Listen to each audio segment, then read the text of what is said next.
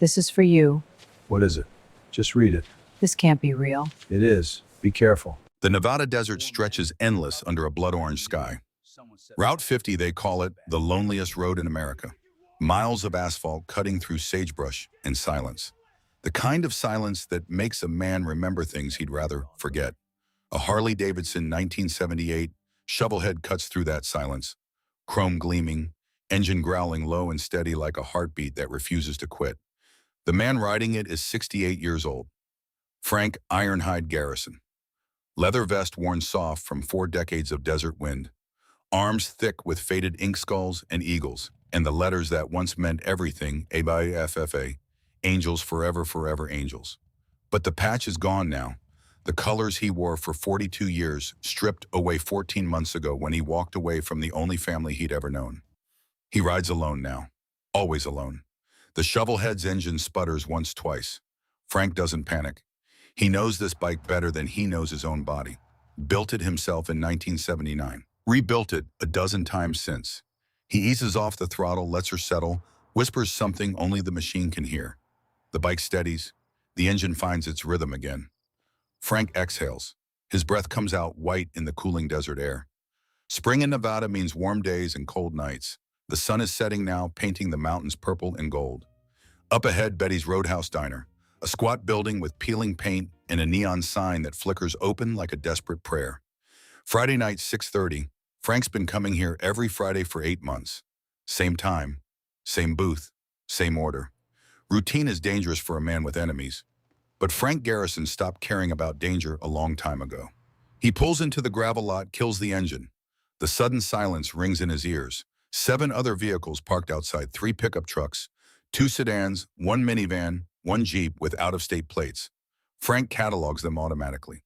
Old habits. He swings his leg off, the shovelhead groans slightly as his knee protests. 68 years old means the body keeps score of every fight, every crash, every time you thought you were invincible and learned otherwise. The scar running from his right temple down to his jaw catches the dying light. Souvenir from Bakersfield, 2003. Bar fight that turned into something uglier. The other guy didn't walk away. Frank adjusts the silver ring on his right hand. Heavy, worn smooth. The skull design barely visible anymore. 42 years of wearing it will do that. He used to wear it with pride. Now he wears it out of habit. The way you keep wearing a dead man's watch. The diner's door protests with a rusty shriek as he pushes through. Warm air hits him, grease and coffee and pie. The smell of American survival. The kind of place that's been feeding travelers since Eisenhower. Inside the usual faces. Rod O'Sullivan behind the counter, 58. Navy tattoo fading on his forearm, gut pushing against his apron. Former SEAL who found God and griddles somewhere between Fallujah and foreclosure. He nods at Frank. Frank nods back. No words needed. Booth in the far corner, back to the wall. Frank's spot, empty waiting. He slides in, settling with the particular care of a man whose spine has forgotten what comfort feels like. The vinyl seat exhales beneath him. The table is scarred with initials, and years lovers and liars who thought their names would matter forever. Frank doesn't carve his name anywhere. Not anymore. Jenny appears 19, blonde ponytail, community college dreams, and diner reality. She knows his order but asks anyway because that's the ritual. Usual Frank steak medium rare black coffee? Yeah. She scribbles unnecessarily and disappears. Frank stares out the window at his shovelhead.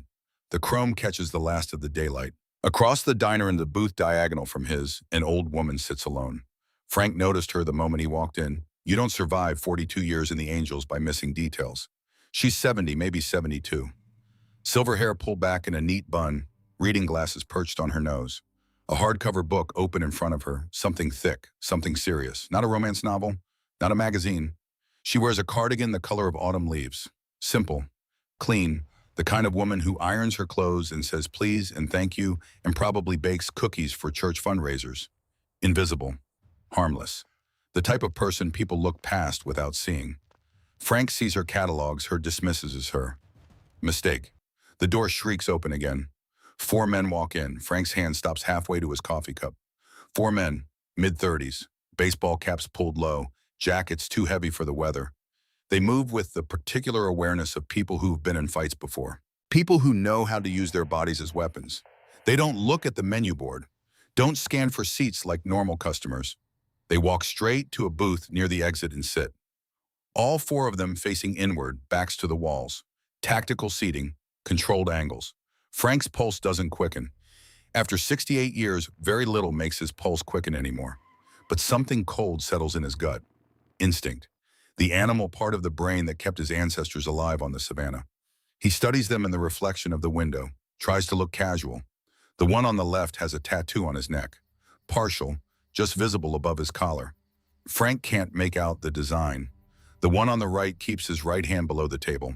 The other two are scanning the diner. Quick glances, counting exits, counting people. Then one of them looks directly at Frank, holds the gaze for 3 seconds too long. Frank looks away, picks up his coffee, takes a sip. Too hot. He doesn't flinch.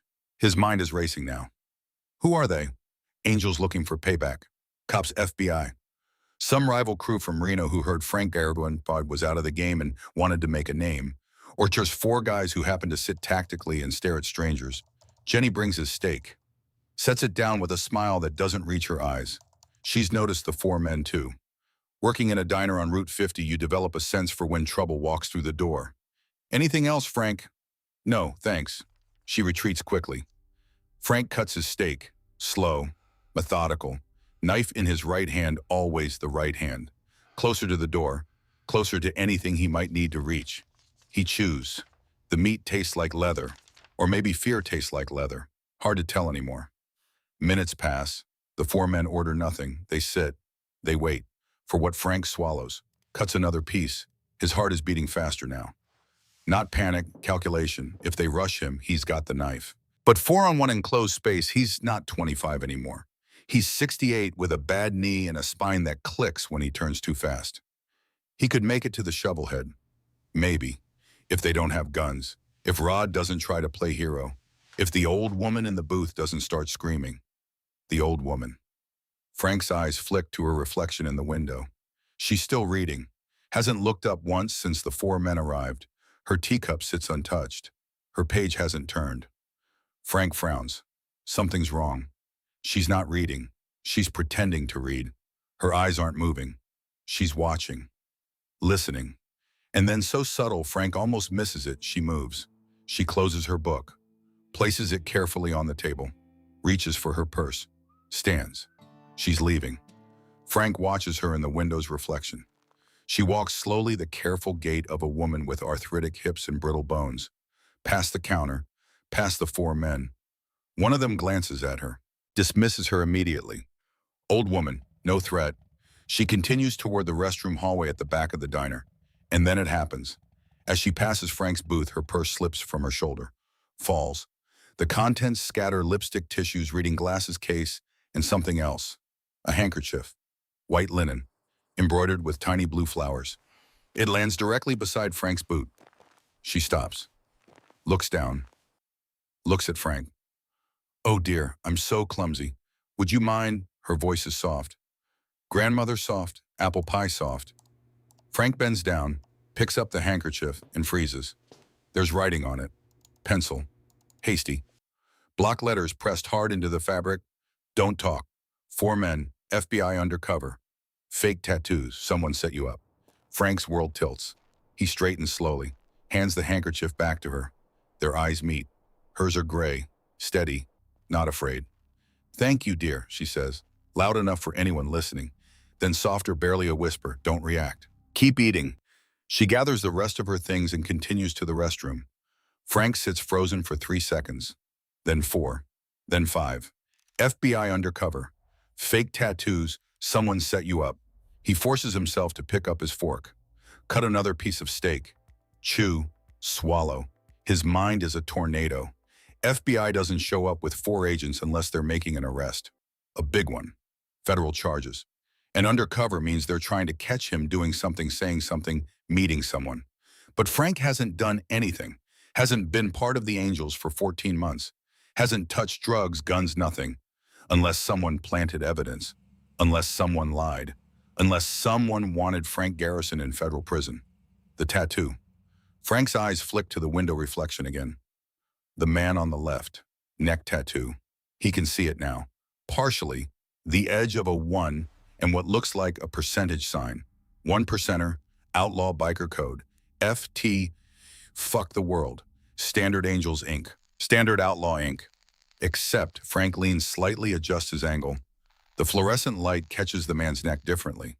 The tattoo looks new, too dark, too crisp.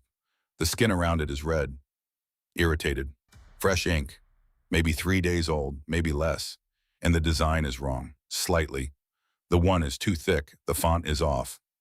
Someone who doesn't know biker culture tried to fake biker culture. Cops, going deep undercover, getting fake tattoos to blend in, but they got the details wrong. And the old woman, whoever she is, caught it. Frank's hand moves to his pocket, slow, natural, like he's reaching for his wallet. His fingers brush the handle of his folding knife. 5 inches, carbon steel, sharp enough to shave with, not enough against 4 men with guns and badges. The old woman emerges from the restroom hallway, doesn't look at Frank, walks to the counter, pays Rod in cash. Exact change. She gathers her book and purse and walks toward the exit. As she passes the 4 men, one of them speaks. "Evening, ma'am." Testing her, seeing if she'll react. She stops, smiles. "Evening, you boys have a blessed night." Her voice is honey, harmless.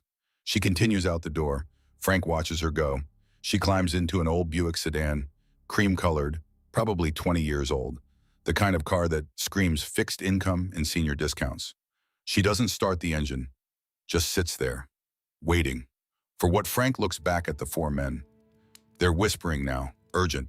One of them pulls out a phone, makes a call, listens, nods. Then they stand, all 4, simultaneously. They walk toward Frank's booth. The world slows down. Frank's hand tightens on his knife. He does the math, 4 men enclosed space civilians present. If he fights, people die. Maybe him, maybe Jenny, maybe Rod. If he runs, they follow. Arrest him in the parking lot. Cuff him, read him rights he doesn't have. If he talks, he incriminates himself. Because innocent men who talk to FBI agents without lawyers end up in prison anyway. "Don't talk," the old woman's words. The lead man stops at Frank's booth. 35 maybe, clean-shaven, hard eyes trying to look friendly. "Excuse me, are you Frank Garrison?" Frank looks up, says nothing. "Mr. Garrison, I'm Special Agent." A sharp, piercing shriek cuts through the diner. Fire alarm. Every head turns. Smoke is pouring from the kitchen. Thick, gray, chemical smelling. Rod bursts through the kitchen doors waving a towel. "Everybody out! Grease fire! Everybody out now!" Chaos. Jenny screams. Customers scramble. The 4 agents turn confused, protocol colliding with emergency. Frank doesn't hesitate. He's up, moving. Not toward the front exit where the agents are. Toward the back, through the restroom hallway.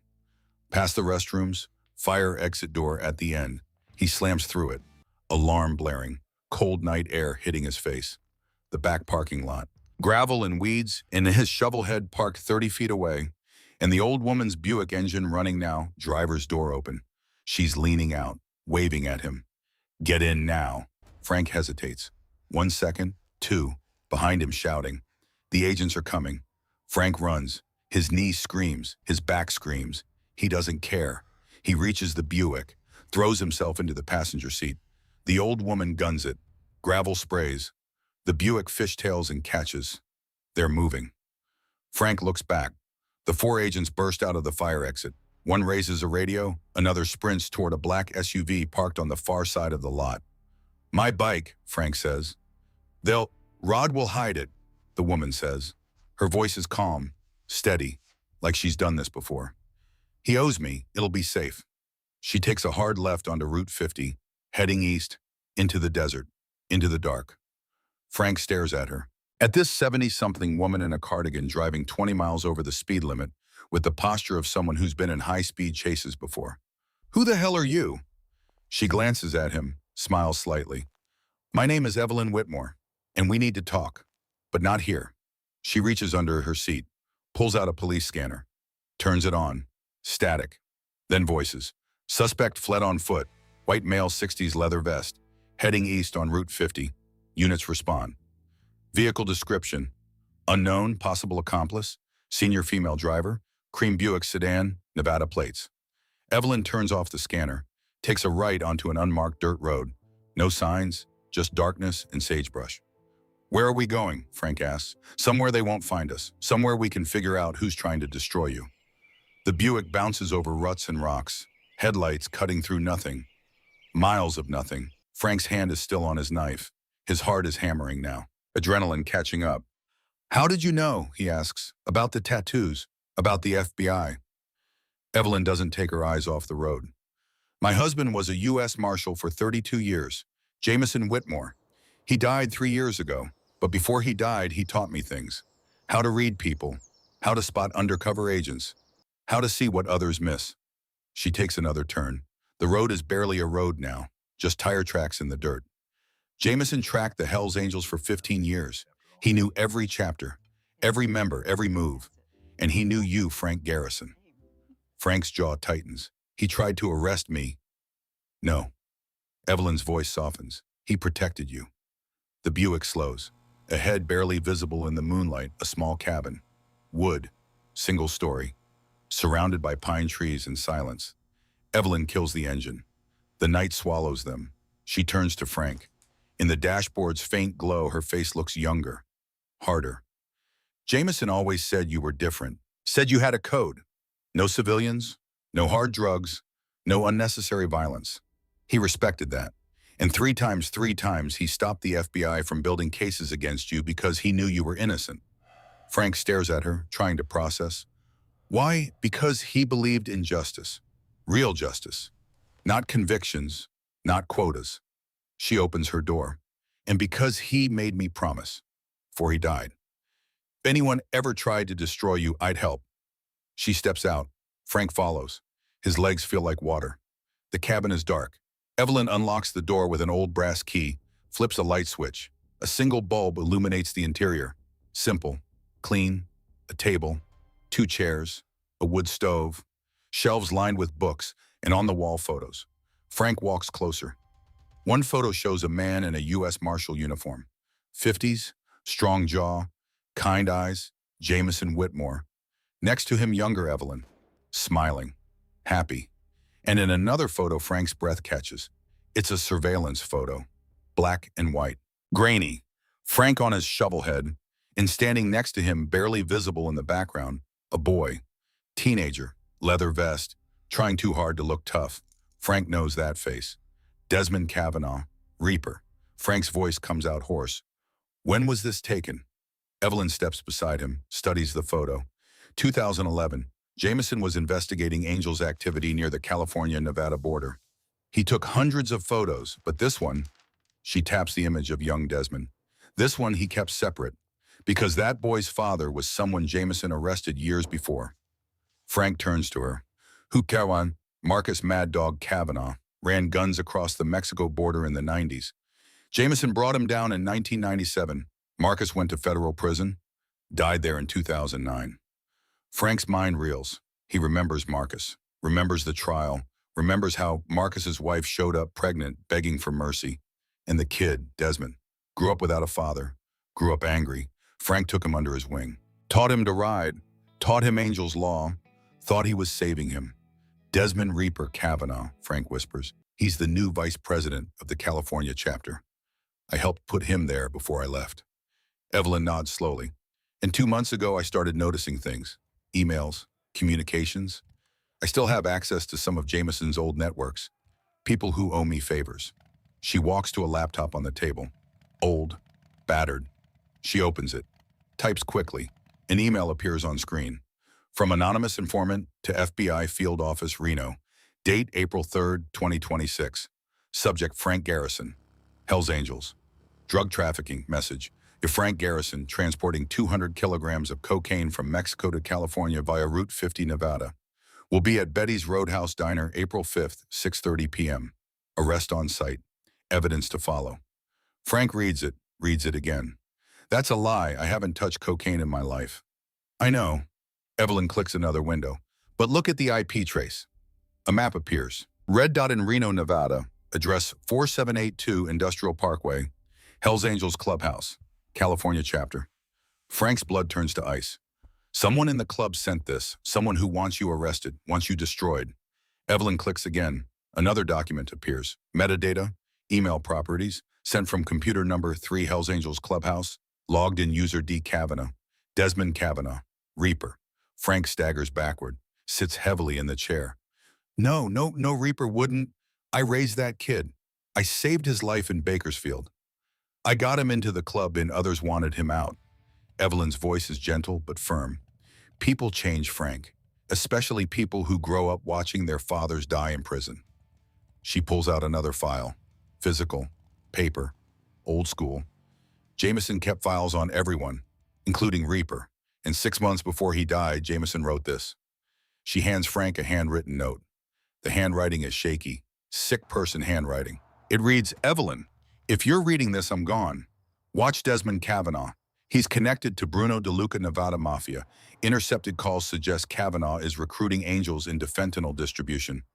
Frank Garrison is the only one stopping it. If Garrison falls, angels fall. Protect Garrison. He's one of the good ones. Frank reads it 3 times. His hands are shaking. Bruno DeLuca, the Viper. Evelyn nods. Runs half the drug trade in Nevada. And apparently he wants the angels working for him. But you stood in the way. I'm not even in the club anymore, Frank says. His voice sounds hollow. Doesn't matter. You're respected. If you speak against something, people listen. DeLuca can't have that. And Reaper, she pauses. Reaper wants power, wants money, wants everything you stood against. Frank stands, paces. The cabin is too small. The walls are closing in. So Reaper feeds FBI a fake tip, gets me arrested on federal drug charges. Even if I'm innocent, the trial destroys my reputation. Angels think I'm a liar, a hypocrite, and Reaper takes over, pushes the club into fentanyl. Exactly. Frank stops pacing, looks at Evelyn. Why are you helping me? You don't know me. Your husband hunted people like me. Evelyn meets his gaze. Her gray eyes don't waver. Jameson hunted criminals. You're not a criminal, Frank. You're a man with a key, a man who walked away from power because you wouldn't compromise your principles. That's rare. That's worth protecting. She steps closer. And I made a promise to a dying man that I'd watch over you if this day ever came. So here I am. Silence. Outside, an owl calls. Lonely. Distant. Frank sinks back into the chair. Puts his head in his hands. 42 years. 42 years of brotherhood. Loyalty. Blood oaths and midnight rides and promises made under stars.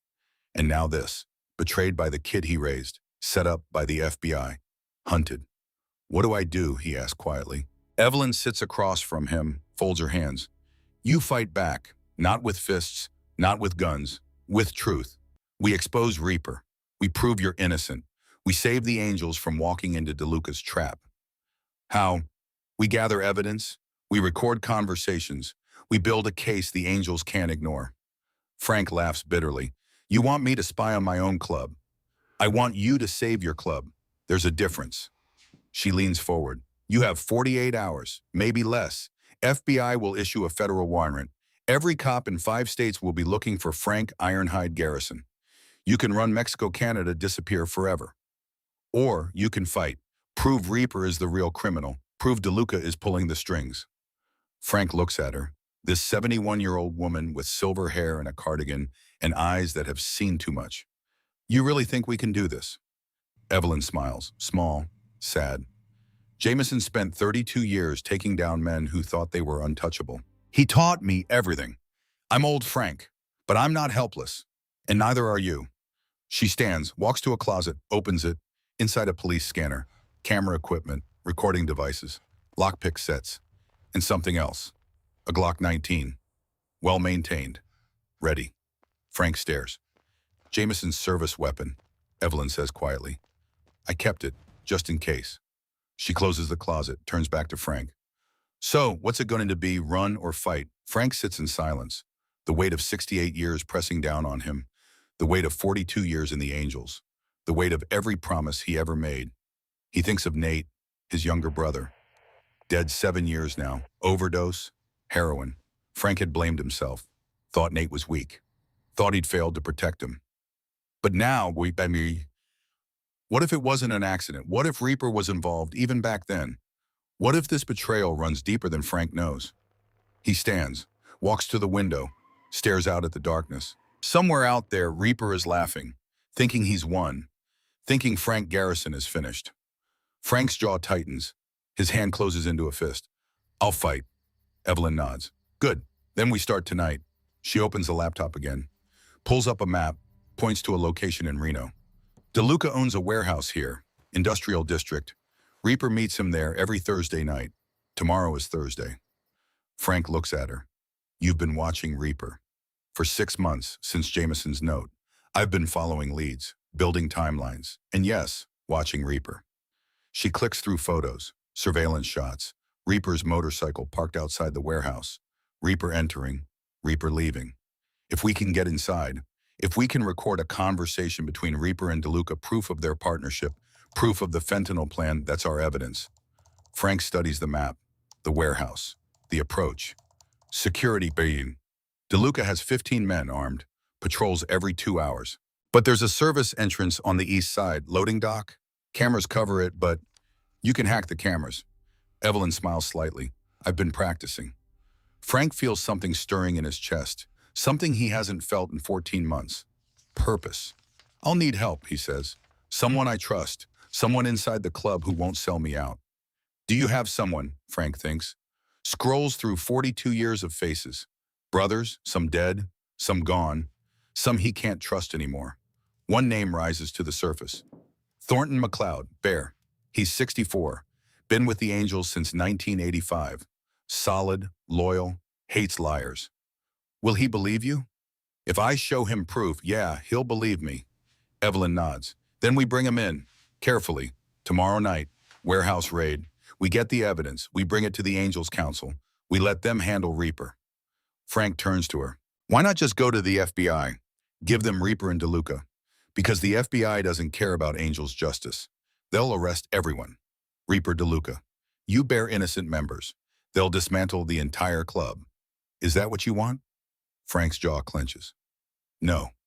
Then we do it the Angels' way. Evidence, council vote, justice from within. She extends her hand. Partners. Frank looks at her hand. Small, weathered, steady. He takes it. Partners. They shake. And in that moment, something shifts. An old biker and an old widow. Two people the world has written off as past their prime, about to prove the world wrong. Evelyn releases his hand, walks to the stove, starts boiling water for tea. You should rest. Tomorrow's going to be a long day. There's a cot in the back room. It's not much, but it's fine, Frank says. He slept on worse. Jail floors, desert sand, concrete. But he doesn't move. He stands at the window staring out. Evelyn. Yes. Thank you. For the warning, for the rescue, for everything. She doesn't turn around, just keeps her hands busy with the kettle. Don't thank me yet. We haven't won. Still, you didn't have to. You could have let them take me. Now she turns, looks at him. Jameson used to say something. The measure of a person isn't what they do when it's easy. It's what they do when it costs them something. Helping you costs me, puts me at risk. But it's the right thing, and I'm too old to live with regret. Frank nods slowly. Outside, the wind picks up. It howls through the pines. The sound of loneliness, the sound of the desert at night. And somewhere miles away, 4 FBI agents are searching, calling for backup, issuing warrants. The clock is ticking. Frank Garrison, he has 48 hours to clear his name, expose a traitor, and save a brotherhood that's already slipping through his fingers. But tonight, in this small cabin with this unlikely ally, he allows himself one small moment of peace. He sits, accepts the tea Evelyn hands him, and together they plan. 2 ghosts in the desert, invisible, underestimated, dangerous. Morning breaks cold and sharp over the Nevada desert. Frank wakes on the cot in Evelyn's back room, body stiff, mind already racing. He slept maybe 3 hours. Nightmares kept dragging him back. Reaper's face, Nate's funeral vein, the click of handcuffs that never came. He stands, joints protesting. Through the small window, dawn paints the pines gold and crimson. Beautiful, indifferent. The desert doesn't care about betrayal or justice or old men running out of time. In the main room, Evelyn is already awake. She sits at the table, laptop, open police scanner, murmuring low. A pot of coffee steams on the wood stove. She's dressed the same cardigan, simple slacks, but her eyes are sharp focused, war room eyes. Coffee's fresh, she says without looking up. You take it black, right? Yeah, Frank pours himself a cup. The ceramic mug is chipped, well used. He sits across from her. Any news? FBI issued the warrant 2 hours ago. Federal fugitive, armed and dangerous. Your face is on every law enforcement database from here to the Pacific. Frank sips. The coffee is strong bitter. Good. How long before they check here? They won't. This cabin's in my maiden name. Rodriguez. Filed the deed in 1987. No digital trail. No connection to Jameson or me. As far as they know, it doesn't exist. She closes the laptop, looks at him directly. But we can't stay here forever. We have until tonight, Thursday. Reaper meets DeLuca at 8 p.m. That's our window. Frank nods, sets down the cup. I need to contact Bear. Get him on board before we move. How your phone is traceable. Any call you make, they'll triangulate. Burner phone. Evelyn reaches into a drawer, pulls out 3 prepaid flip phones, still in packaging. Bought them last month, cash. Different stores, untraceable for at least 48 hours. Frank almost smiles. Jameson taught you well. Jameson taught me to survive. Different skill. She slides one phone across the table. Keep it short. No names, no specifics, just a meeting place. Frank opens the package, powers on the phone, dials a number he's had memorized for 20 years. 3 rings, 4. Then a voice, gravel and cigarettes. Yeah, it's me. Silence. Then Jesus Christ, Frank. Every cop in Nevada is looking for you. What the hell happened? Can't talk on the phone. I need to see you alone. Frank, they're saying you ran cocaine. They're saying, it's a lie, Bear, all of it. But I need you to trust me. One more time. Another pause. Bear's breathing is heavy on the line. Remember where we scattered Johnny Ramos's ashes 2015, Johnny Ramos. Bear's closest friend died in a bike accident on Route 95. They'd held a private ceremony, just Frank, Bear, and 2 others, a place only they would know. I remember. Noon, come alone. If you bring anyone, even someone you trust, we're both dead. Frank. Noon, Bear, please. Frank hangs up. His hand is shaking slightly. He sets the phone down. Evelyn is watching him. Will he come? He'll come. Bear's a lot of things, but he's not a coward. And he's not stupid. He knows something's wrong. And if he doesn't believe you. Frank meets her eyes. Then I'm out of options. They sit in silence. The scanner crackles dispatch chatter, routine patrols, nothing about Frank. Yet, Evelyn stands, walks to a shelf, pulls down a wooden box, opens it. Inside, old cassette tapes, dozens of them, labeled in careful handwriting. Dates, names, case numbers. Jameson's recordings, she says softly. 32 years of interviews, interrogations, surveillance. He kept everything. Said you never know when old evidence becomes new truth. She sorts through them, pulls one out. The label reads Kavanaugh Marcus, 1997, arrest interview. I listened to this last week after I found the connection between Reaper and DeLuca. She slides it across the table. Frank picks it up, stares at the label. Why Baon? Because I wanted to understand. Why Reaper would betray you. Why he'd turn angels into drug runners. So I went back to the beginning, to his father. She sits back down. Marcus Kavanaugh wasn't just a gun runner, Frank. He was ambitious, smart. He wanted to build an empire, angels, mafia cartels all working together. One big criminal network. Jameson said Marcus was the most dangerous man he ever arrested. Not because he was violent, because he was a visionary. Frank turns the cassette over in his hands. Marcus died in prison. 2009, I remember. Reaper was 17. Reaper was 17 and angry. And according to this tape, Marcus blamed one person for his downfall. Jameson. No, Evelyn's voice drops. You. Frank looks up sharply. Evelyn continues. In the arrest interview, Marcus said the angels betrayed him. Said if Frank Garrison had backed his plan, partnering with the Sinaloa cartel, the feds would never have touched him. But Frank refused, stuck to the old rules. No hard drugs, no cartels. Marcus called you a coward, said you kept the angels small and weak. Frank's jaw tightens. I remember that argument. 1996. Marcus wanted us running heroin for the Mexicans. I said no. We voted. Marcus lost. He went rogue. That's why Jameson caught him. And that's why Reaper hates you. In his mind, you killed his father, sent him to prison, destroyed his family. Frank sets the cassette down, stares at it. I tried to help Reaper. After Marcus died, I brought him into the club, gave him purpose. You gave him access to the thing his father wanted most. And now he's finishing what Marcus started. The weight of it settles over Frank like a landslide. All these years, all the mentorship, the rides, the lessons. He thought he was saving a fatherless kid. He was training his own executioner. Does Reaper know, Frank asked quietly, that I voted against his father? I don't know, but I think he suspects. And I think that's why he chose this method. He's not just destroying you, Frank. He's destroying your legacy, your reputation, making you look like the hypocrite his father said you were. Frank stands abruptly, paces. The cabin is too small. I need air. He steps outside. The cold hits him like a fist. He breathes deep, once, twice. The pines sway in the wind. Somewhere a raven calls, the sound of loneliness. Behind him, the door opens. Evelyn steps out holding 2 mugs of coffee. She hands him one. They stand in silence, watching the sun climb higher. Jameson used to do this, Evelyn says, after bad cases. He'd stand outside no matter the weather and just breathe. Said it reminded him he was still human, still alive. Frank sips the coffee.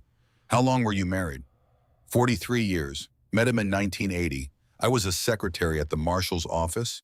He was a rookie, cocky, thought he'd change the world. Did he? Evelyn smiles faintly. He tried, arrested a lot of bad men, saved a lot of innocent ones, but the world's still broken, maybe more broken than when he started. Then why keep fighting? She looks at him. Because the alternative is surrender, and surrender is death, not the body, the soul. They stand together, 2 old warriors watching the desert wake. Frank's phone buzzes. Text message from Bear. I'll be there, Frank shows Evelyn. She nods. Then we move. You meet Bear at noon, convince him, bring him back here by 2. We spend the afternoon planning the warehouse infiltration. At 8 p.m. we go in. And if something goes wrong, Evelyn's expression doesn't change. Then we improvise, or we die. Either way, we don't quit. Frank almost laughs, this 71-year-old woman talking about death like it's a weather report. You're something else, Evelyn. So are you, Frank. Now let's prove it. The meeting place is 40 miles east, an abandoned rest stop off Route 95. Concrete picnic tables crumbling under decades of neglect. Graffiti and bullet holes, and the ghosts of travelers long gone. Frank arrives first, parks the Buick. Evelyn insisted he take it, said his shovelhead was too recognizable. He sits on a picnic table waiting. The desert stretches infinite, empty, a landscape that swallows secrets. At 12:04, a Harley-Davidson rumbles into view. Black and chrome, modified pipes. Frank knows that bike, knows the rider. Thornton Bear McLeod pulls in, kills the engine, sits for a moment assessing, then swings off.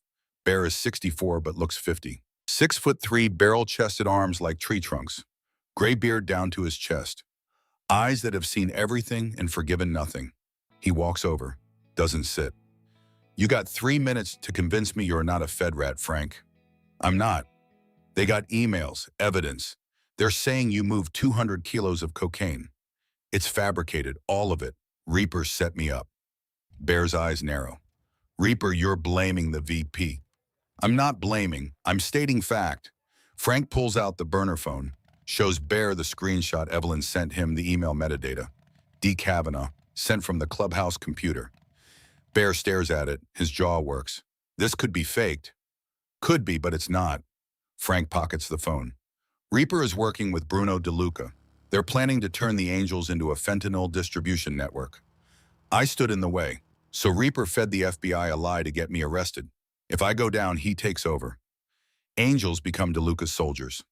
Bear is silent, thinking, processing. You got a proof, real proof. Not yet, but I will. Tonight, Reaper meets DeLuca at a warehouse in Reno, 8 p.m. every Thursday. I'm going to record their conversation. Get evidence. Bring it to the council. You're talking about spying on Angels' business. I'm talking about saving the Angels from a traitor. Bear looks away, stares at the horizon. You know what you're asking me to do. If you're wrong, if this is some paranoid bullshit, I'm done. Council will strip my patch. I'm not wrong. Then prove it. Frank takes a breath. Reaper killed Nate. The words hang in the air like gunshots. Bear's head snaps around. What? My brother Nate, 2019. Overdose. Wasn't an accident. Reaper gave him pure fentanyl. Murdered him. because Nate found out Reaper was dealing meth behind the club's back. Bear's face goes pale. You got proof of that? Not yet, but I will, tonight. Because if Reaper's talking to DeLuca about fentanyl distribution, he'll mention past operations. He'll brag. Criminals always do. Bear paces, fists clenching and unclenching. Nate was good people. Weak maybe, but good. Nate wasn't weak. He was loyal, and it got him killed. Bear stops, looks at Frank. You're risking everything on a maybe. I've got nothing left to risk. They already took my reputation, my freedom. All I have left is the truth. Silence. A dust devil spins across the desert. Nature's chaos indifferent. Bear finally speaks. What do you need? Frank exhales. Didn't realize he'd been holding his breath. Back up tonight at the warehouse. I've got someone helping me, former Marshal's widow. She's got tech skills, can hack cameras, but we need muscle. Someone who can handle himself if things go bad. Bear nods slowly. I'm in. But if we're doing this, we're doing it smart. No cowboy shit. We get in, get the evidence, get out. Nobody dies. Agreed. Bear extends his hand. Frank takes it. They shake firm solid. 40 years of trust in that grip. Where do we start? Bear asks. Follow me. There's someone you need to meet. They arrive at the cabin at 1:30 p.m. Bear follows Frank's Buick on his Harley eyes scanning for tails. Old habits. Evelyn is waiting on the porch. She's changed clothes. Dark jeans, black turtleneck, practical boots. Hair tied back. She looks less like a grandmother and more like an operative. Bear kills his engine. Stares. Who's the lady in Evelyn Whitmore? Widow of U.S. Marshal Jameson Whitmore. Bear's hand moves instinctively toward his waistband. Stops. A marshal's wife, Frank, what the? She's the one who saved me last night. Spotted the FBI agents, got me out. Evelyn steps forward, extends her hand. Mr. McLeod, Frank speaks highly of you. Bear doesn't take her hand. Ma'am, no disrespect, but you married a Fed. Why would you help outlaw bikers? Evelyn doesn't lower her hand. Because my husband taught me to recognize the difference between criminals and men with honor. Frank is the latter. And if you are too, we'll get along fine. Bear studies her, then slowly shakes her hand. Call me Bear. Call me Evelyn. They go inside. Evelyn has transformed the cabin into a command center. Laptop open maps spread across the table, photos pinned to the wall. Surveillance shots of the warehouse. Schedules. Guard rotations. Bear whistles low. Lady, you've been busy. I've been preparing. Evelyn points to the map. DeLuca's warehouse. Industrial District East Reno. 3-story building. Main entrance here. Loading dock. Here. Service entrance here. 15 guards rotating shifts. Cameras on all entrances. She clicks her laptop. A diagram appears. Building schematics. How'd you get this? Bear asks.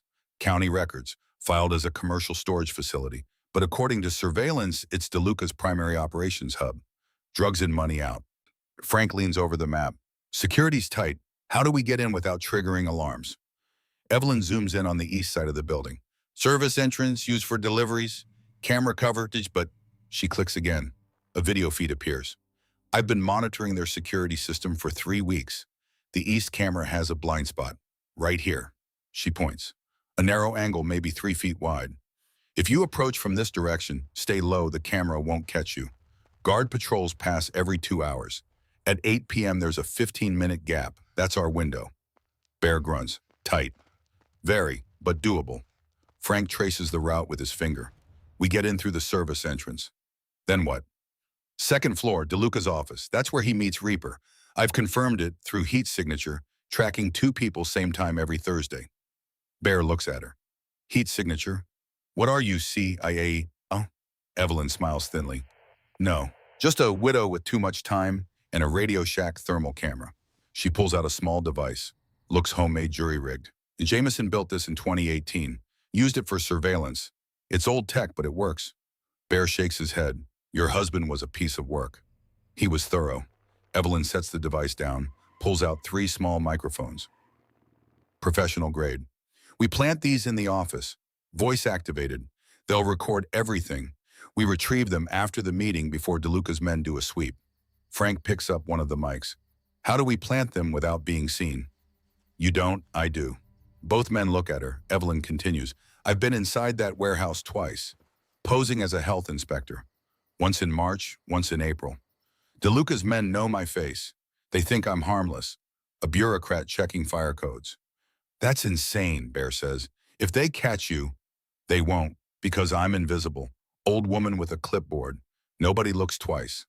Frank shakes his head. Too risky. We'll find another way. There is no other way. You two can't get near that office without raising alarms. But I can. I walk in at 7:45, plant the mics, walk out. You two wait outside, monitor the feed. When Reaper and DeLuca start talking, we record everything. Bear looks at Frank. Frank looks at Evelyn. You sure about this? I've been sure for 6 months, since I read Jameson's note, since I started tracking Reaper. This is what I've been preparing for. Frank sees it in her eyes, the determination, the cold calculation. This isn't a grandmother playing spy. This is a woman who's been planning a war. Okay, he says quietly. We do it your way. Bear still looks skeptical. And after we get the recording, we bring it to the Angels Council, emergency session. Let them hear Reaper's betrayal in his own words. Council won't convene without the VP's approval. They will if you call it Bear. You're senior enough. If you invoke Chapter 7 suspicion of treason, Council has to meet within 24 hours. Bear rubs his beard. Chapter 7 hasn't been invoked since 2001. Then it's overdue. They spend the next 4 hours planning, every detail, every contingency. Evelyn shows them the recording equipment, digital encrypted cloud backup. She's thought of everything. Bear teaches them hand signals, basic combat communication. If shooting starts, they need to move as a unit. Frank reviews the building layout until he can walk it blind. At 6 p.m. they eat. Canned soup and bread. Nobody's hungry, but they force it down. Fuel. At 7 p.m. they gear up. Frank dark jeans, black jacket, folding knife, burner phone. Bear same plus a Glock 17 concealed at his waist. Just in case. Evelyn her bureaucrat costume, gray pantsuit, clipboard, reading glasses. But underneath a small .38 revolver in an ankle holster. Frank notices. Jameson's backup piece, she says. Never leave home without it. At 7:30, they pile into Evelyn's Buick. Bear's bike stays at the cabin, too loud, too recognizable. They drive in silence. The sun sets behind them, bleeding the sky red and purple. Reno rises ahead, neon and noise. The biggest little city in the world. A place where fortunes are made and lost on the turn of a card.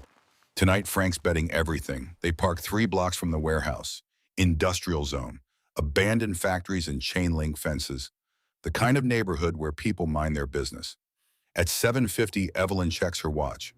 I'm going in. Give me 10 minutes. If I'm not out by 8:05, assume I'm compromised. Abort. Frank grabs her arm gently. Evelyn, be careful. She pats his hand. Careful is how I've survived this long. She steps out, walks toward the warehouse, clipboard in hand, every inch the board inspector. Frank and Bear watch from the car. Waiting, 7:52. Evelyn approaches the main entrance. A guard steps out. They exchange words. The guard radios someone. Frank's hand tightens on the door handle. The guard waves her through. Bear exhales. Aristides. She's good. 7:55. Evelyn disappears inside. Frank and Bear wait. Every second stretches. The car is silent except for their breathing. 7:58. Frank's phone buzzes. Text from Evelyn, mics planted. Second floor office, exiting now, 8 o'clock. Evelyn emerges, walking normally, not rushed. She nods to the guard. He nods back. She walks down the block, turns the corner, climbs into the Buick. Done. All 3 mics active, hardwired to this receiver. She holds up a small black box, puts in an earpiece. We're live. Bear leans forward. How's the signal? Clear. They're not in the office yet, but wait. She goes still, listening. Then she pulls out the earpiece, switches the receiver to speaker. Voices, faint but distinct. A door opening. Footsteps. 2 people entering. Then right on time, Reaper. I like punctuality. DeLuca. His voice is smooth. Educated. Not what Frank expected. Then another voice. Younger. Colder. Yeah, well, time is money. Let's make this quick. Reaper. Frank's blood goes cold. He's heard that voice 1,000 times. Laughing, joking, calling him boss. Now it's the voice of a stranger. DeLuca continues. The FBI situation. You handled it. Handled. Frank's a fugitive now. Every cop in the state's hunting him. He shows his face, he's done. And if he doesn't show his face, if he runs, Then he's still done, reputation destroyed. Angels think he's a liar. Either way, he's out of the picture. A pause, then DeLuca laughs. You're smarter than your father, Reaper. Marcus was brilliant but reckless. You're patient, calculated. I learned from his mistakes. He trusted the wrong people. Thought Frank Garrison would back his play. But Frank's a coward, always has been. Hides behind principles and honor. That shit doesn't pay bills. Frank's fists clench. Bear glances at him, says nothing. DeLuca speaks again. So the angels are yours now. Not yet, but soon. I've got support. Half the chapter's tired of the old ways. They want money, power. I give them that they'll follow me. And the other half, the loyalists. They'll fall in line or fall out. Simple. What about Bear Thornton McLeod? He's old guard. He won't bend. A pause. Then Reaper's voice, casual, chilling. Bear's a problem, but problems get solved, just like Nate Garrison got solved. Frank freezes. Bear's eyes go wide. DeLuca sounds amused. Nate Garrison, Frank's brother, the overdose. Yeah, 2019. Nate found out I was moving meth on the side, threatened to tell Frank. So I gave him a hot shot, pure fentanyl, made it look like he relapsed. DeLuca laughs, and Frank never suspected. Frank's sentimental, blamed himself, thought Nate was weak, never looked deeper. That's his problem, he sees what he wants to see. Silence in the car. Frank is shaking, his vision blurs. 7 years. 7 years of guilt, of thinking he'd failed his brother. And all along Bear puts a hand on Frank's shoulder. Squeezes hard. Stay with me, brother. We need the rest. Frank nods, jaw clenched, so tight his teeth ache. The recording continues. DeLuca, so your plan, walk me through it. Reaper, April 10th. That's 5 days from now. Angels Council meeting. I'm bringing a motion to vote Frank out officially. Expulsion for drug trafficking. I've got 8 votes locked. That's majority. And after Frank's expelled, I take the chair, president of the California chapter. Then I restructure, bring in new members, loyal to me, phase out the old guard, 6 months, maybe a year, and the angels are mine completely. And the fentanyl distribution, we start small, California first, then Nevada, Arizona, Oregon. Use the clubhouses as hubs. Angels have chapters in 42 states. DeLuca, we're talking about a nationwide network, bigger than Sinaloa, bigger than anyone. DeLuca's voice is hungry. Revenue projections. Conservative 50 million first year. Year 2, we double it. By year 3, we're at 200 million annually. And my cut, 30%. You provide supply, protection, political connections. We handle distribution and enforcement. Deal. The sound of hands shaking, then DeLuca. One more thing. What about collateral damage, innocent people caught in the crossfire? Reaper's response is immediate, cold. Collateral damage is just the cost of business. People die, that's life. We're not running a charity. Frank rips the earpiece out. Can't listen anymore. Bear is pale. Jesus Christ. He's talking about killing angels, rebuilding the club into a cartel. Evelyn stops the recording. We have everything we need. Reaper's confession to murdering Nate, his plan to expel Frank, his partnership with DeLuca, his fentanyl operation. She looks at Frank. His face is stone, but his eyes are fire. Frank, are you okay? He doesn't answer, just opens the car door, steps out, walks 10 feet, stands with his back to them. Bear starts to follow. Evelyn stops him. Give him a minute.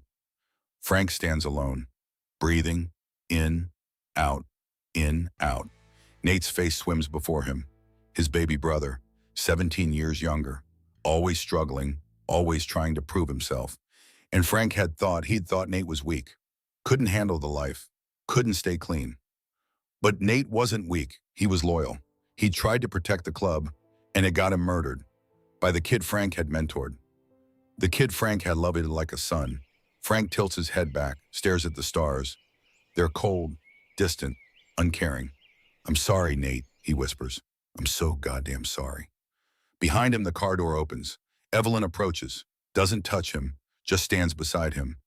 Jameson used to say grief is the price we pay for love. The deeper the love, the higher the price. Frank's voice is rough. I love that kid, Reaper. I'd have died for him. I know. And he killed my brother, framed me, is planning to destroy everything I built. I know. What do I do with that, Evelyn? His voice cracks. How do I not kill him? Evelyn is quiet for a long moment. Then you honor Nate by doing this the right way, by proving Reaper wrong, by showing that honor and principle aren't weaknesses. They're strengths. Frank looks at her. You really believe that? Jameson did, and so do I. She places something in his hand. Cold metal. He looks down. Jameson's marshal badge. Tarnished, worn, real. He carried this for 32 years. Every time he wanted to break the law, cut corners, deliver street justice, he looked at this, reminded himself who he was, what he stood for. Frank closes his hand around it. Keep it tonight, Evelyn says. Remember who you are, not who Reaper thinks you are. Frank nods, pockets the badge. They return to the car. Bear is on the phone. Hangs up when they approach. I called the council, invoked Chapter 7, emergency session tomorrow, 6 p.m. clubhouse. Every senior member will be there. Did you tell them why? No, just said it's treason charges they'll show. Frank slides into the car. Reaper will be there too. Yeah, he has to be. He's VP, but he won't know what's coming. Evelyn starts the engine. Then we have 18 hours to prepare. Get the recording cleaned up. Make copies. Build the case. They drive back through Reno. The neon fades behind them. The desert swallows them again. At the cabin, they work through the night. Evelyn digitizes the recording, runs audio enhancement software, isolates voices, removes background noise. Bear writes a formal accusation, citing Angel's Law, chapter and verse. Frank sits at the table, listening to the recording over and over, burning every word into his memory. At 3 a.m., Evelyn makes coffee. They drink it in silence. At 4 a.m., Bear asks the question that's been hanging in the air. What if the council doesn't believe us? What if they think the recording's faked? Frank doesn't hesitate. Then I'll make Reaper confess in person. How? By telling him the truth, that I know what he did, that I have proof, that his only choice is to admit it or run. He'll run. Maybe, but running is a confession too. Dawn comes slow, pink and gold.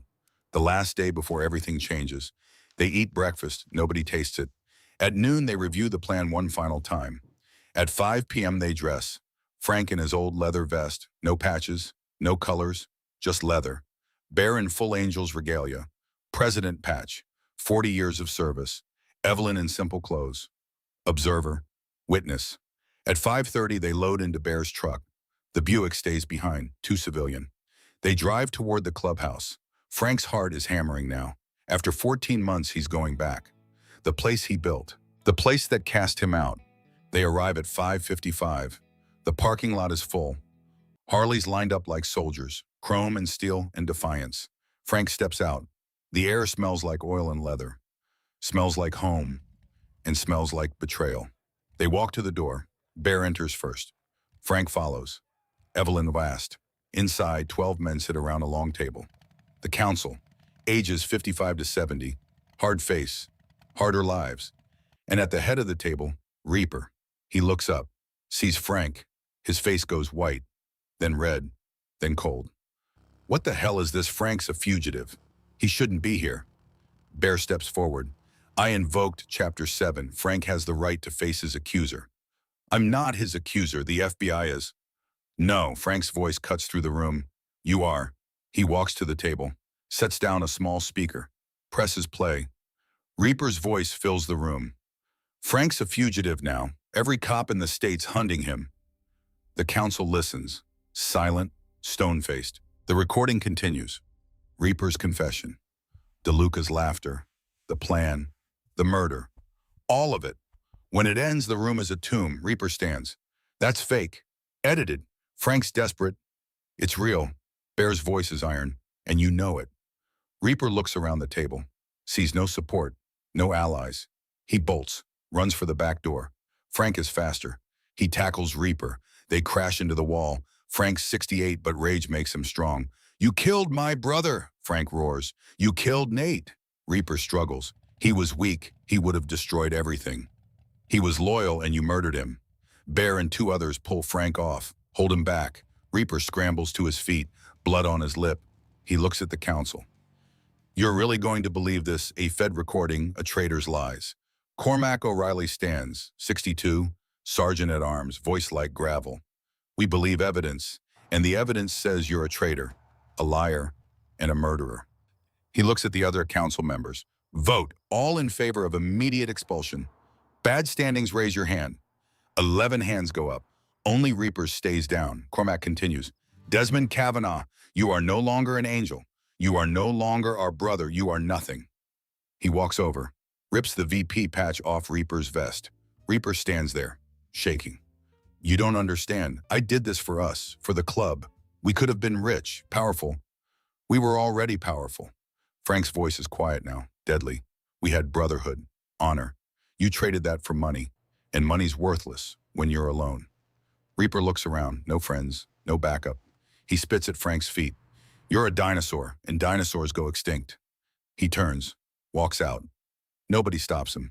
The door slams. The sound echoes. Silence. Then Bear speaks.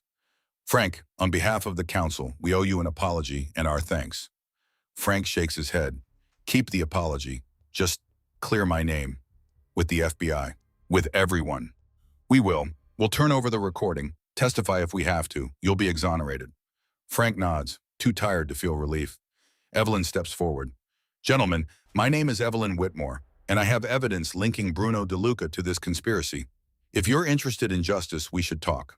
Cormac looks at her, then at Frank. Your friend, the woman who saved my life. Cormac extends his hand to Evelyn. Then she's welcome here. They talk, for hours, planning how to bring down DeLuca, how to protect the club, how to rebuild. At midnight, Frank steps outside. Needs air. The parking lot is empty now, just his shadow and the moon. Bear joins him, hands him a beer. They crack them open, drink in silence. You okay, Bear asks. No, but I will be. Nate would be proud. You got justice for him. Frank's throat tightens. Doesn't bring him back. No, but it honors him. That counts. They drink. Above them, stars wheel in the infinite dark. Indifferent. Eternal. And Frank Garrison, 68 years old, scarred and tired and still standing, allows himself one small moment of peace. The truth is out. The traitor is gone. And tomorrow the real work begins. 3 days pass like fever dreams. Frank stays at the cabin with Evelyn. The council works with the FBI, turning over evidence, negotiating immunity. Lawyers get involved. District attorneys. Federal prosecutors hungry for a mafia takedown. The first day, Frank sleeps 14 hours. His body finally surrendering to exhaustion it's been denying for weeks. When he wakes, Evelyn has coffee waiting and a quiet update. The FBI believes the recording. They're building a case against DeLuca. Frank's warrant will be rescinded within 48 hours. The second day, Bear calls. The council is voting on new bylaws, no hard drugs, ever, mandatory financial audits, background checks on all prospects. Frank listens, says little, feels the weight lifting with each word. The third day, silence. Frank works on his shovelhead. Evelyn reads on the porch. They don't talk much. Don't need to. Sometimes healing happens in quiet. On the third night, Frank sits on the porch watching darkness swallow the pines. His phone buzzes. Text from Bear DeLuca arrested. 6 a.m. raid. Warehouse home everything. Facing life without parole.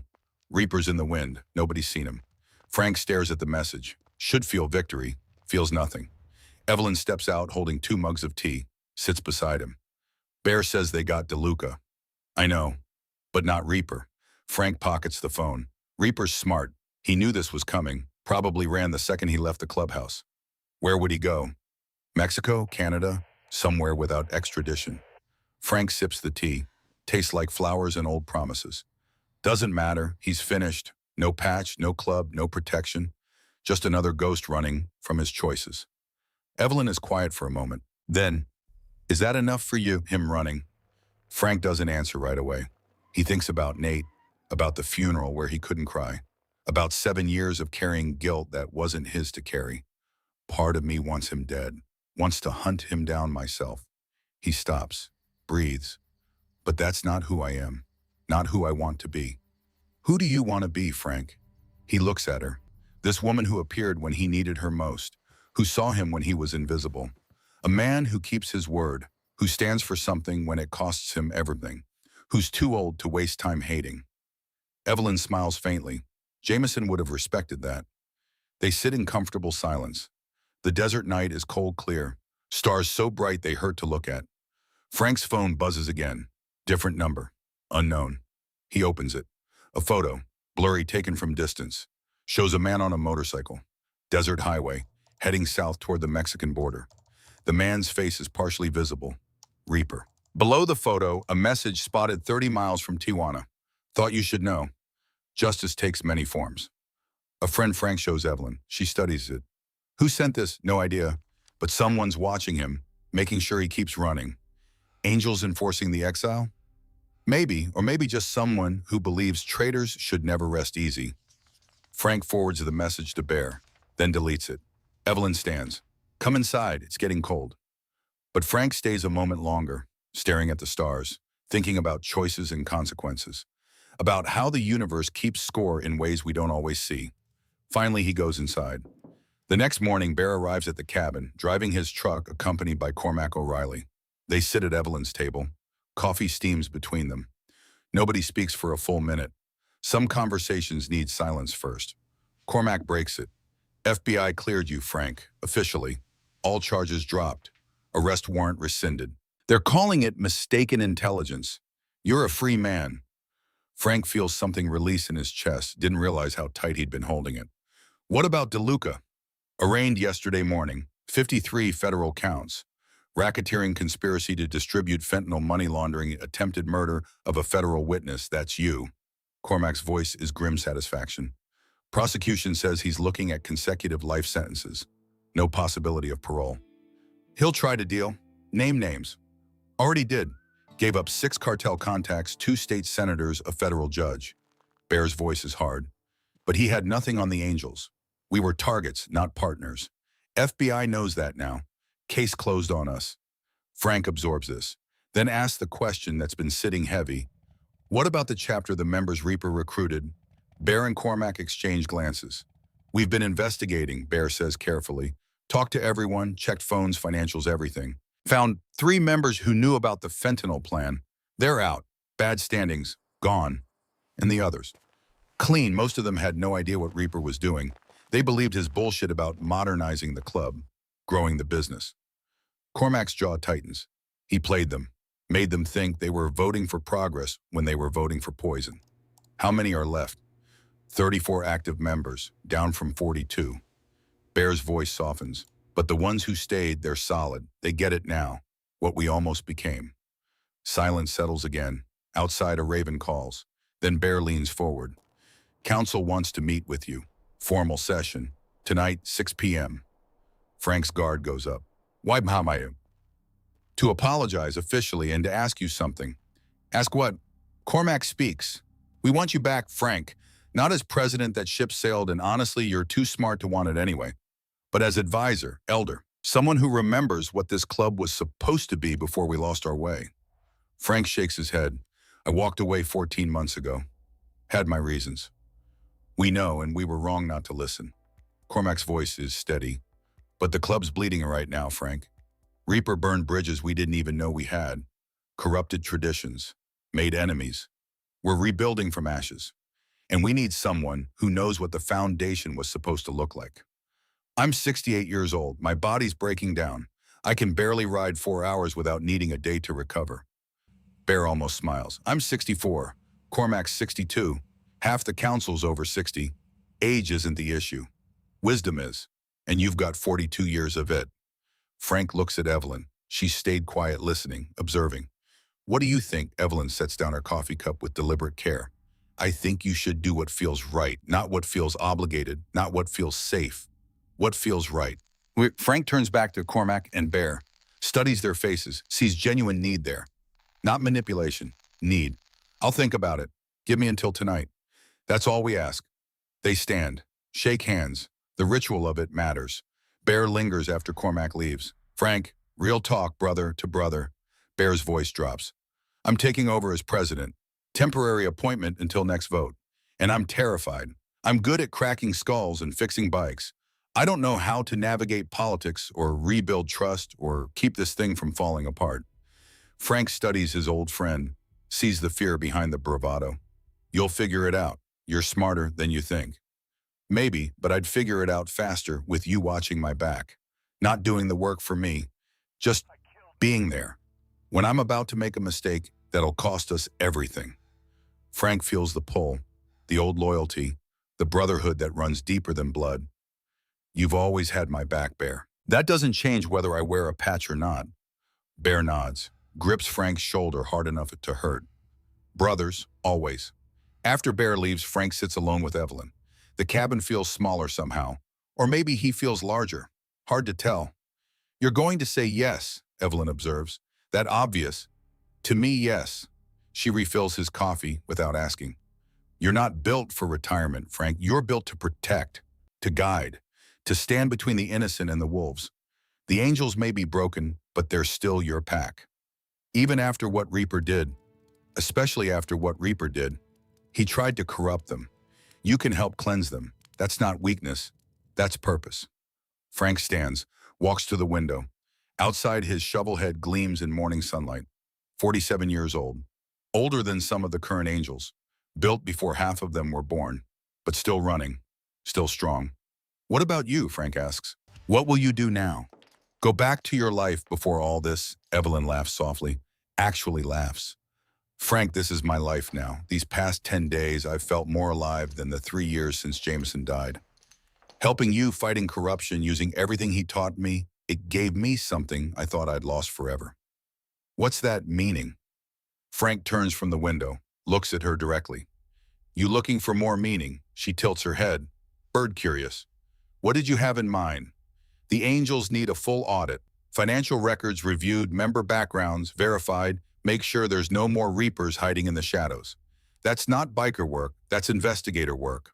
Professional work. He pauses. And you're the best investigator I know. Evelyn's eyes light up, actually sparkle. Are you offering me a job, Frank Garrison? I'm offering you a partnership. Legitimate consulting contract. Fair pay. You help us rebuild clean. We protect what you help us build. I'm 71 years old. Frank grins, actually grins.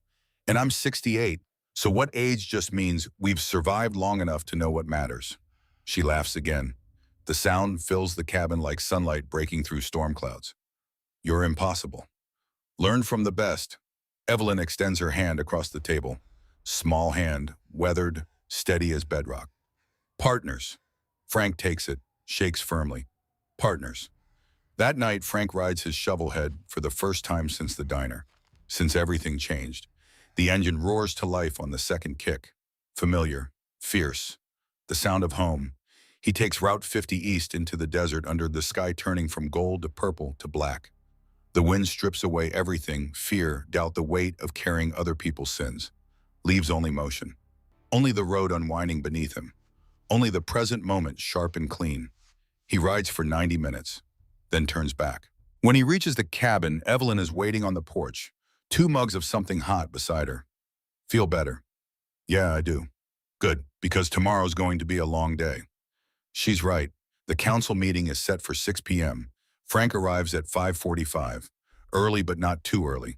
Respect without desperation. The clubhouse looks the same from outside, brick and steel American flag, hanging crooked, the smell of motor oil and old leather drifting through cracked windows. But it feels different. Lighter. Like a fever finally broke. Inside, the council is already gathering. 12 men around a scarred wooden table. Ages 55 to 70. Hard faces carved by hard lives. They nod as Frank enters. Respectful, cautious, waiting to see which Frank showed up, the forgiving one or the vengeful one.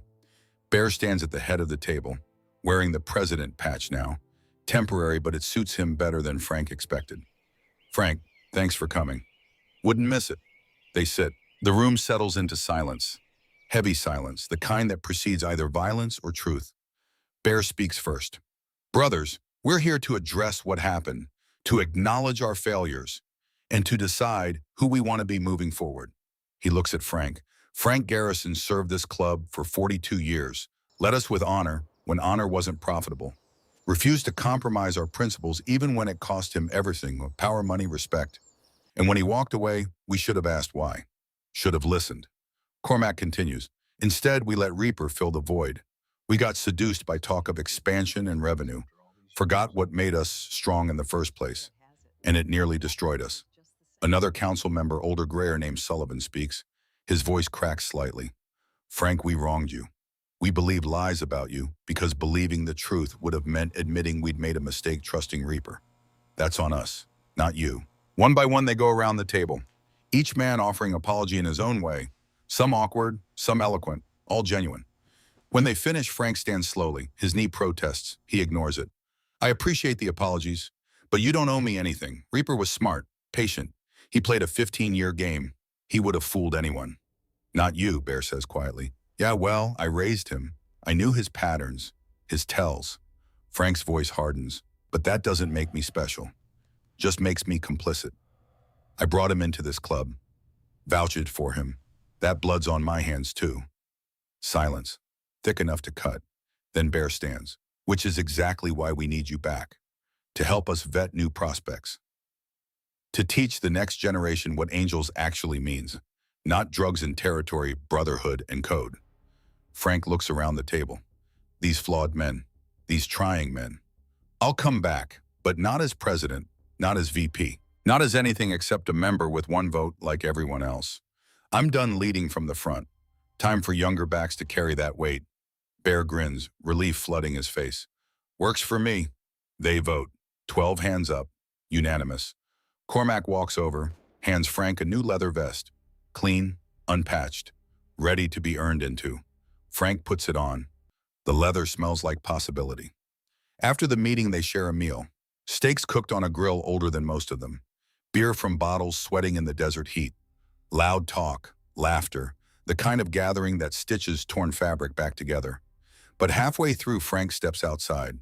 Needs air, needs space to let it all settle. The parking lot is full of Harleys. Chrome-catching floodlight, defiance on two wheels. Evelyn is waiting by her Wypick. She's become good at knowing when he needs company versus solitude. How'd it go? Good, I'm back in. I'm glad. Frank pulls out a cigarette. Hasn't smoked in 5 years. Lights it anyway. Tonight feels like an exception. You think I'm making a mistake getting pulled back in? Evelyn shakes her head. I think you're doing what you were meant to do. What Jameson would call answering the call. Some men run from it. The good ones answer. They stand in comfortable silence. Desert wind carrying the smell of sage and gasoline. Then Evelyn speaks again. I got a call today from the FBI. They want me to consult on financial forensics for the DeLuca case. Track his network, analyze his operations. You going to do it?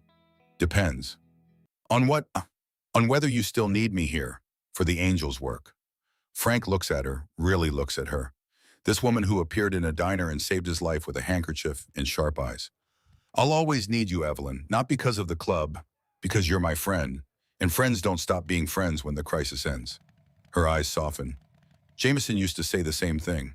That friendship isn't what you do for someone, it's who you choose to be with them.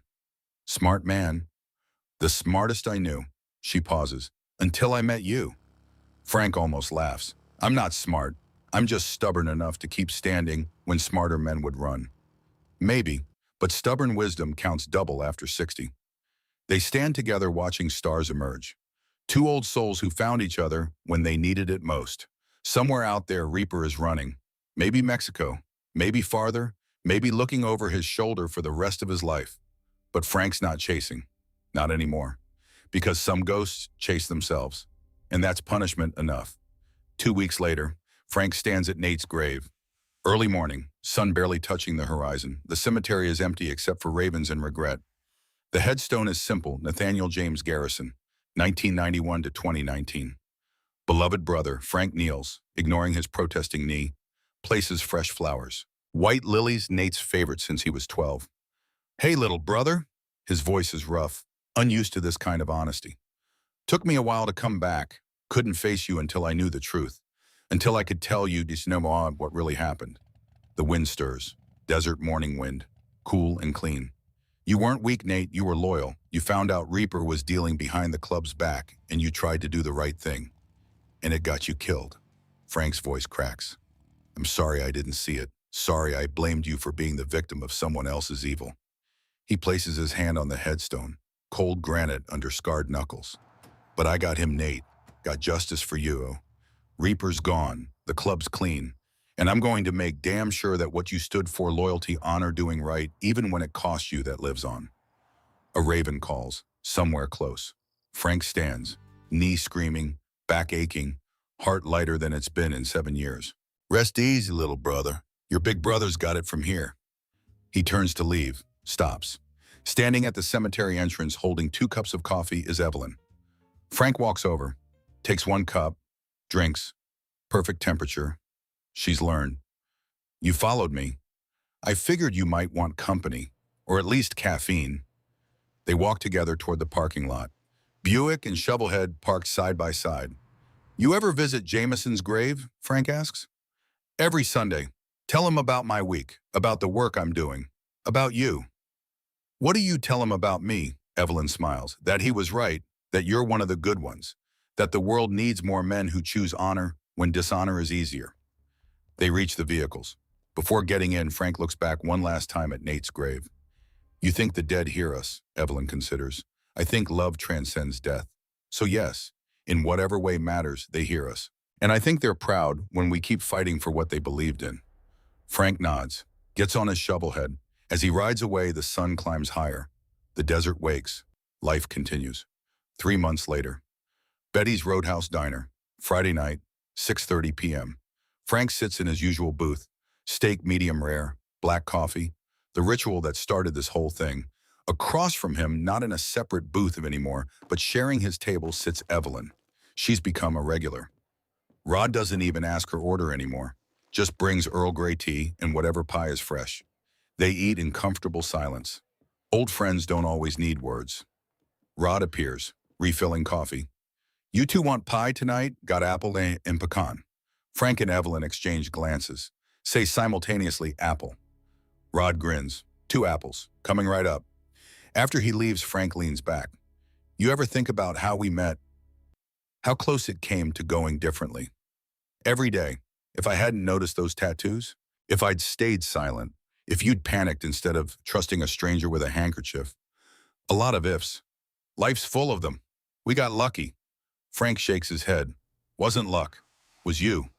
You saw what everyone else missed. You acted when acting meant risk. Evelyn shrugs. Jameson taught me to trust my eyes more than my assumptions.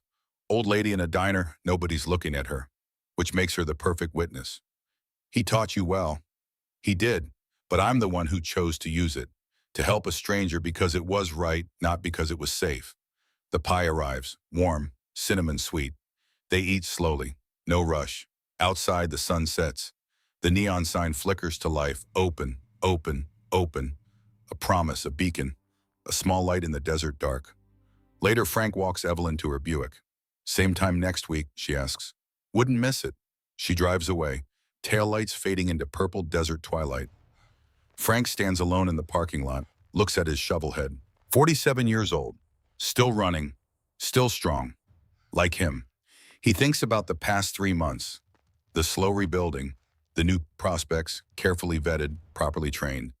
The old ways being taught to young blood who actually wants to learn. The angels aren't what they were. They're something better, cleaner, honest. And Frank's part of it. Not commanding, just guiding. An elder voice in the room when decisions get made. It's enough, more than enough. He swings onto the shovelhead, kicks it to life. The engine growls steady, true, refusing to quit. As he rides into the night, Route 50 stretching infinite before him, Frank Garrison allows himself something rare. Peace. Not the absence of conflict, but the presence of purpose. The knowledge that he stood for something when standing cost him everything. And he'd do it again. He's 68 years old, scarred, tired some days, but still here, still riding, still standing. And he's not done yet, not by a long shot. Miles away, 2,000 miles away. In a dingy motel room outside Nogales, Mexico, Desmond Reaper Kavanaugh sits on a bed that smells like bleach in desperation. He hasn't slept in 4 days. Every sound makes him jump. Every shadow hides a threat he can't quite see. He checks his burner phone for the 100th time. No messages, no calls, no one. The angels have disowned him. DeLuca's in federal prison, probably already talking to save his own skin. The cartels won't touch him. Too much heat, too much attention. He's alone, truly completely alone. He stares at his reflection in the cracked bathroom mirror. The face looking back is a stranger. Hollow eyes, greasy hair, skin pale from hiding in shadows. This wasn't how it was supposed to go. He was supposed to be powerful, rich, feared and respected. president of the Angels running a fentanyl empire that stretched from coast to coast. Instead, he's a ghost, a hunted ghost. He thinks about Frank, about the old man who took him in when his father went to prison, who taught him to ride, who believed in him when no one else did. The old man he betrayed for a dream that was never his father's dream, Marcus's obsession. And now both Kavanaughs are destroyed by the same thing, underestimating Frank Garrison. Reaper laughs. The sound is broken, bitter. "You win, old man," he whispers to the mirror, to the ghost of Frank that lives in his head now. "You win." Outside, sirens wail, distant, then closer, then right outside. Red and blue lights paint the motel walls through thin curtains. Reaper's hand moves instinctively toward his waistband, then stops. What's the point? Where would he run? How long could he last? 3 sharp knocks on the door. Desmond Kavanaugh, Policia Federal, open the door. He doesn't move, just stares at the door. At the end of the line, the door crashes open. Mexican federal police flood in, guns drawn, shouting in rapid Spanish. Reaper raises his hands slowly. Surrender. As they cuff him, rough hands, cold metal, he thinks one last time about Frank, about Nate, about all the choices that led here. "Where are you taking me?" he asks in broken Spanish. "Extradition," one officer responds in English. "FBI wants you, many charges, murder, conspiracy. You're going home, gringo." Home. Reaper laughs again as they drag him out. Home is the last place he'll ever see. Home is a federal prison cell. Home is the rest of his life, paying for trying to be Marcus instead of himself. The door slams behind him. The motel room sits empty, a monument to failure. Justice, it turns out, takes many forms. And sometimes the cruelest form is living with what you've done. 3 weeks later, Frank reads the news. Small article, bottom of page 6 in the Reno Gazette. California man extradited from Mexico faces federal charges. Desmond Kavanaugh, 35 former member of the Hells Angels Motorcycle Club, was arraigned yesterday on federal charges, including conspiracy to distribute fentanyl, conspiracy to commit murder, and racketeering. Prosecutors say Kavanaugh was part of a larger criminal enterprise led by Nevada businessman Bruno DeLuca. If convicted, Kavanaugh faces mandatory minimum of 25 years in federal prison. Frank folds the paper carefully, sets it down on Evelyn's kitchen table. "You okay?" she asks, pouring more coffee.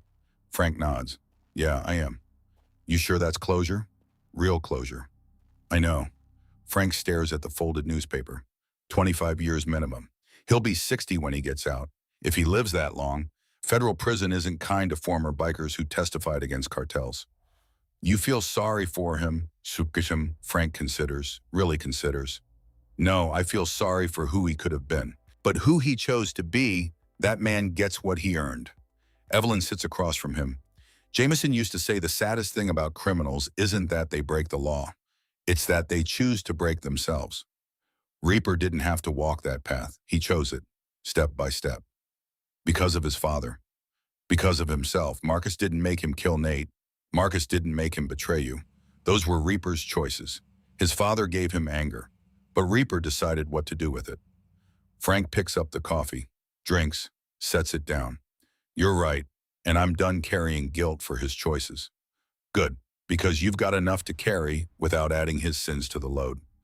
They sit in comfortable silence. Morning light fills the cabin. Outside, a new day is starting. Frank's phone buzzes. Text from Bear saw the news. "You good?" Frank types back. "Better than good. It's over." Bear responds, "Not over. Just beginning. New chapter starts now. See you tonight." Frank smiles. Types, "Yeah, see you tonight." He pockets the phone, looks at Evelyn. "Council meeting tonight. Want to come? They're voting on making you official consultant. Salary, benefits, the whole thing." Evelyn's eyebrows raise. "They're offering me benefits. 71-year-old widow working for an outlaw motorcycle club gets health insurance. Legitimate business now. We're incorporating. Becoming a registered motorcycle club. Legal above board, the whole thing." Whose idea was that? Mine, Bear's, Cormac's. We figured the best way to honor what we almost lost is to stop pretending we're outlaws when we're really just old men who like riding motorcycles and taking care of each other. Evelyn laughs. Jameson would have loved that. 32 years trying to take down the Angels, and in the end, they just become a legitimate club on their own. Everything comes full circle if you live long enough. Apparently so. The weeks turn to months. Summer bakes the Nevada desert. Fall brings relief. Winter creeps in cold and clean. Frank settles into his role. Not president, Not leader, just elder. Teacher. The guy young members come to when they need advice they can't get from Google. He rides with prospects, shows them the old routes through the desert, teaches them how to read a bike's engine by sound, how to navigate by stars when GPS fails, how to help a stranger change a tire even when you are running late. The old skills, the old ways, the things that made Angels more than just a gang on wheels. He tells them stories, not about violence or crime, about brotherhood, about the time Johnny Ramos rode 300 miles through a blizzard to deliver medicine to a sick kid, about the time Bear gave his last $20 to a homeless vet, then went hungry for 2 days because payday was Friday, about the time the club spent 3 weeks rebuilding a member's house after it burned down, asking nothing in return except that he pay it forward someday. Stories that teach what brotherhood actually means. Some listen, some don't. Frank doesn't mind. Seeds grow at their own pace. Evelyn becomes indispensable. Her financial audits find corruption. Frank didn't even know to look for. Her investigations prevent 2 federal raids before they start. Her network of contacts built over 43 years as a marshal's wife gives the Angels legitimacy they never had. The members start calling her the accountant, said with respect, with affection. She's become part of the family without ever riding a bike or wearing a patch. She and Frank eat dinner at Betty's every Friday. Same booth, same order. Rod doesn't even ask anymore. Just brings steak coffee and Earl Grey tea when they walk in. They're not lovers. Too old for romance, too wise for complications. But they're partners, friends, family in the way that matters most, chosen not assigned. One Friday in December, snow falling soft outside the diner, Frank asks a question that's been building for months. Evelyn, when Jameson died, what were his last words? She sets down her fork, considers. He said, I'm not afraid of dying. I'm only afraid I didn't do enough living. Frank absorbs this. Do you think he was right that he didn't do enough? No, I think he was human. Humans always think they could have done more. Should have been better. It's both our curse and our salvation. Do you think we're doing enough, you and me? Evelyn meets his eyes. I think we're trying. And Jameson used to say trying is the only thing that counts. Results are up to God. Effort is up to us. Frank raises his coffee cup. To effort, then. Evelyn raises her tea. To effort. And to old friends who keep showing up. They drink. Outside, the snow falls heavier, covering the harsh desert, softening edges, making the world gentle, if only for a night. And in a booth in a small diner on Route 52, old souls sit together.